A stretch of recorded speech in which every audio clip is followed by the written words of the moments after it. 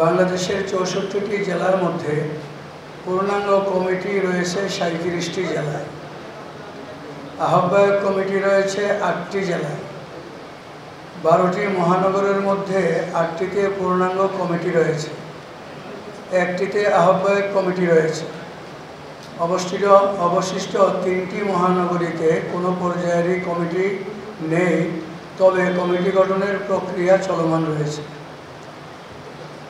আমি সেই সমস্ত জেলার নাম আপনাদেরকে পড়ে শোনাচ্ছি।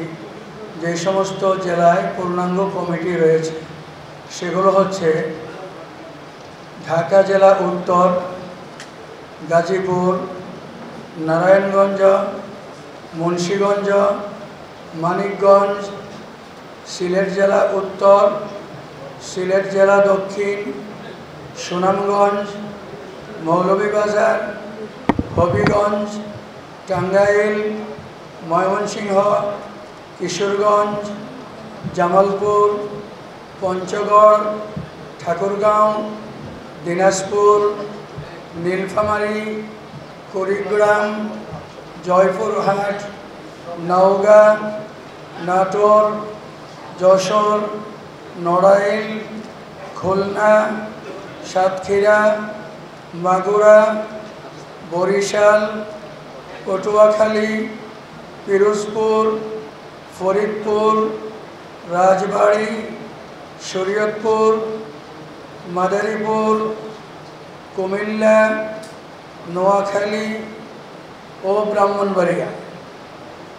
এর মধ্যে পিরোজপুর, রাজবাড়ী, মাদারীপুর, ব্রাহ্মণবাড়িয়া, ঢাকা জেলা উত্তর ও গাজীপুর জেলা কমিটিগুলো মেয়াদ উত্তীর্ণ, তবে অচিরেই ইনশাল্লাহ এই জেলাগুলোতে কাউন্সিল করে নতুন কমিটি ঘোষিত হবে।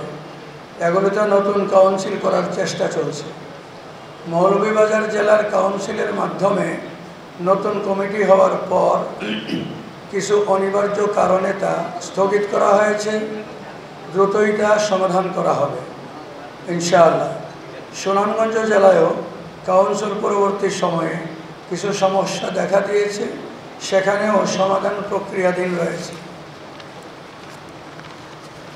যে সকল জেলায় আহ্বায়ক কমিটি রয়েছে সেগুলোর তালিকা নিম্নরূপ: ঢাকা জেলা দক্ষিণ, রংপুর, ফেনী, সিরাজগঞ্জ, কক্সবাজার, শেরপুর, ভোলা ও নরসিংদী।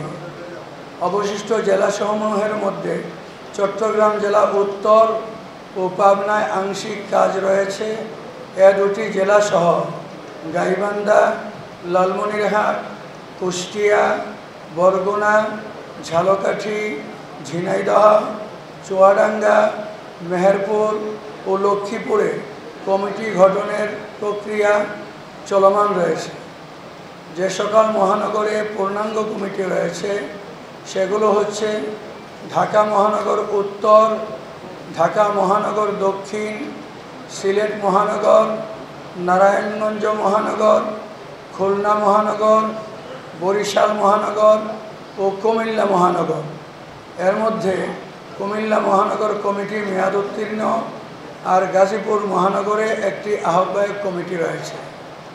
সকলকে ধন্যবাদ। আসসালামু আলাইকুম।